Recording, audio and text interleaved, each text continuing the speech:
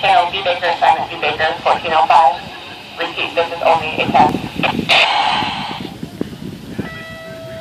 You did a repeater for it. I have to, because the county dispatch always does it. This is only a test. Attention Montauk Fire Department and Montauk Rescue Force. This would normally be the time that people are responding to the station. On average, we have our first truck out the door inside of 4 minutes. And that's pretty quick considering we're mostly volunteer Monday through Friday from 6 a.m. to 4:30 p.m. We are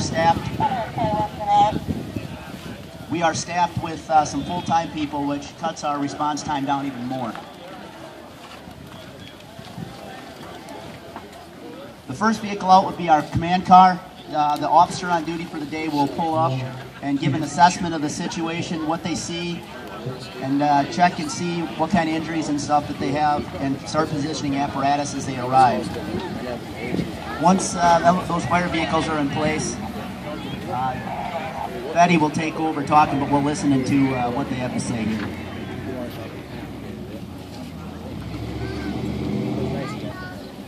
Horeb Car 1 is on location. I have 2 vehicles involved in the accident. In the roadway, we'll be out checking. We'll have Front Street Command.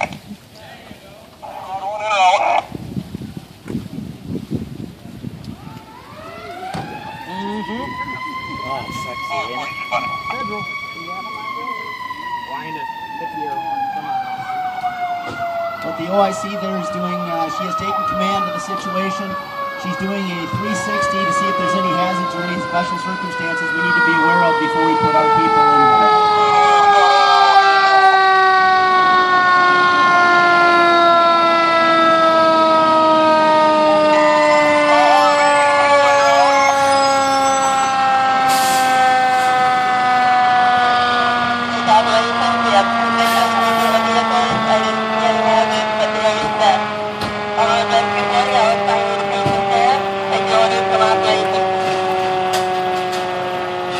The squad crew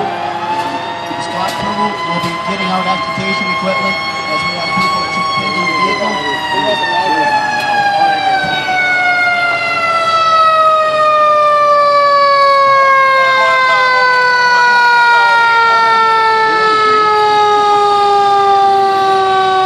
Traffic is another concern at motor vehicle accidents. We need to make sure that we are keeping our people safe as they operate and there's no more vehicles involved.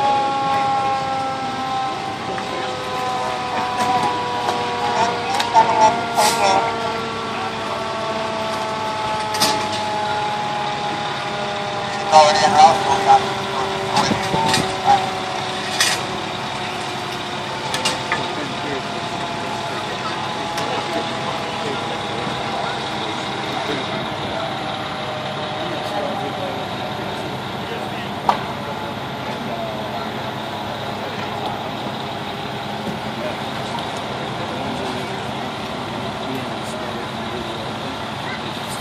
As you can see, the engine company is stretching the hose line. That's for fire protection. Anytime we have an extrication on the way, we stretch a hose line for protection.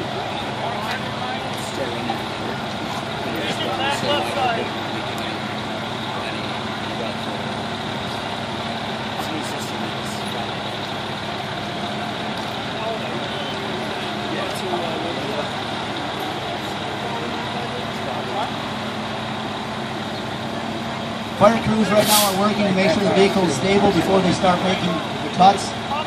Talking with the patient to let them know if they are conscious, what's going on, and that they're going to hear some cutting.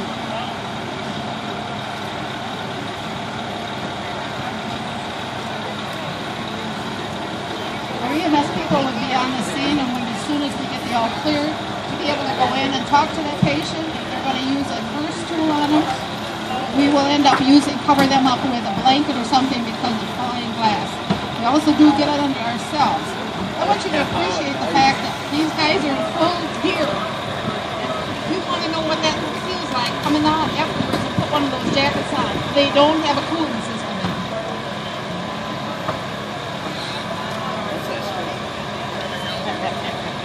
Most of the time we have to get in there just as long as they do, and we stick in there until the patient's ready to come out.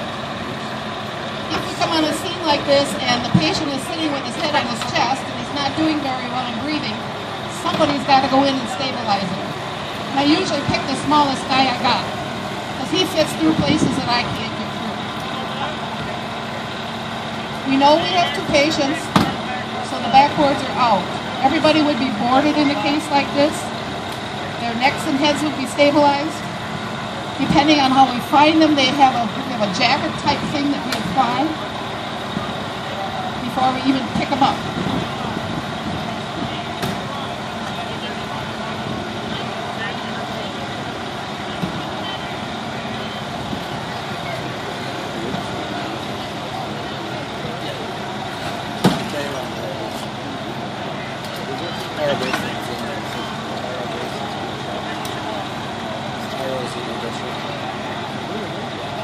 They don't staff it because it's too much money. They have the staff all that, so they can take the system. You listen to this.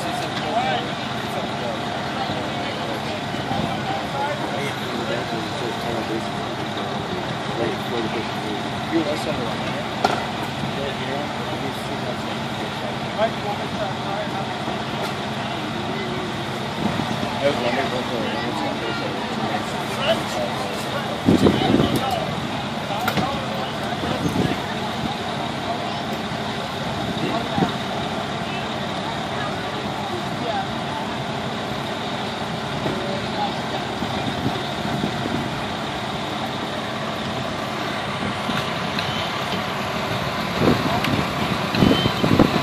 Some of the extrication equipment that you are seeing being operated here was purchased with donated funds that you folks have generously given to us throughout the years.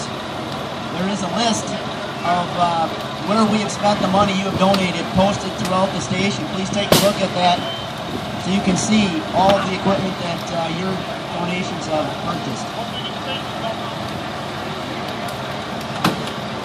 The guy in the back car with the 2 p.m. on it is using a hearse tool. Sometimes we even take the tops off of those things, and you can pick them straight out of their seats. I don't know if they're going to do that or not, but we've done it before, so that the roof stands right on his head. You can pretty much take a car apart right down to the wheels. If you're sitting in a vehicle like this and you've got this all going on around you, I don't think it's a very comfortable place to be. And to have somebody inside with you that's telling you what's going on should be a good comfort.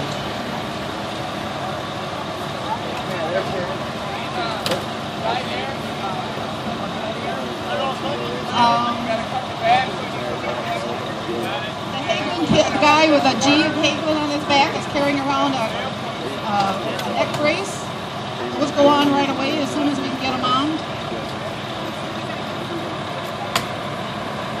They all need to be, they're all adjustable nowadays. In the old days we used to pick the sizes.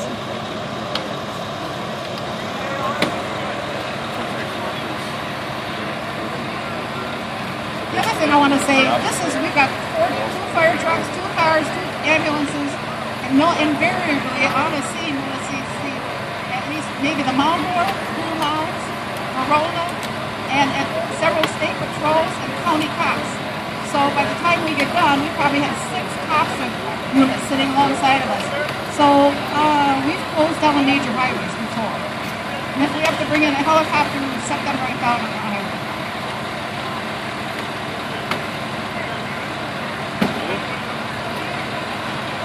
Most of the time, the guy in the back here on the tan car is actually taking that roof off of that car. That tool, I don't know what it wouldn't cost.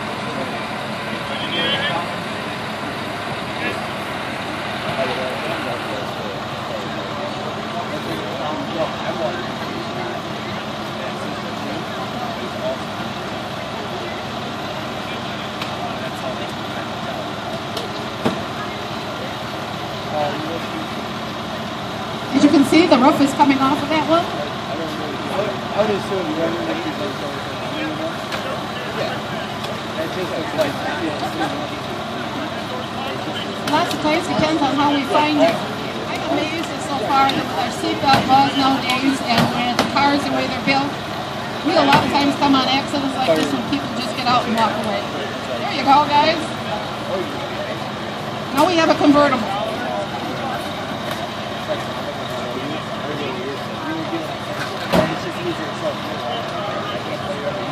Now the attention and turns to the patient inside.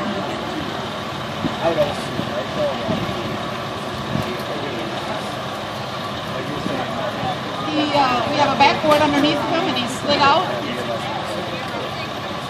I think he's coming in first.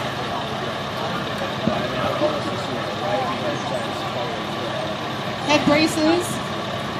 And you're clipped or you're belted in.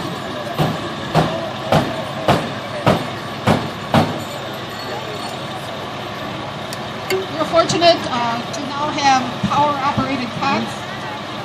Gone are the days when we did all the lifting ourselves.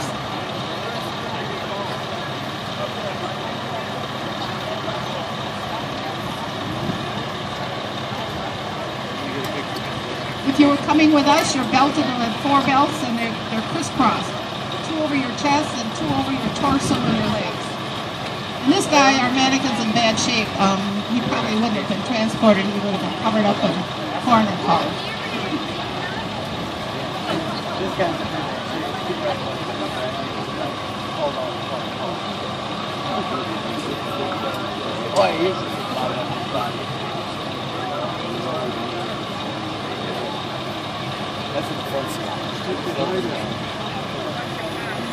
This is our power-operated cars nowadays. He went from that high to this high. The push of a button. Wish him his best. Now we still have one to go.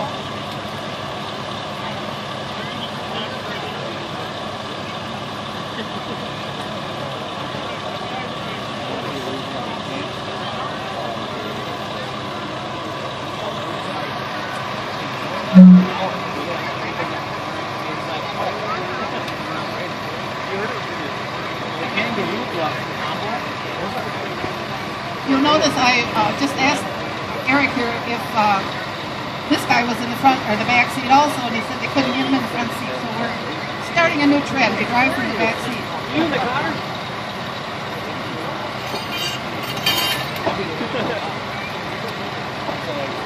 Oh, the decision's how to get this guy out.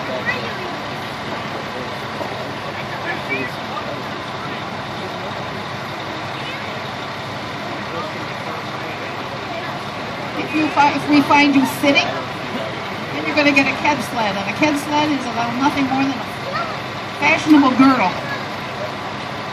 It goes around your belly and under your arms and up the back of your head, and you're strapped to it.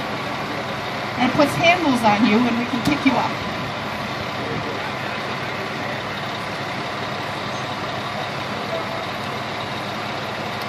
We have a PTAC, which is one of our interns over here who has just decided that we're almost done, and he's picking up.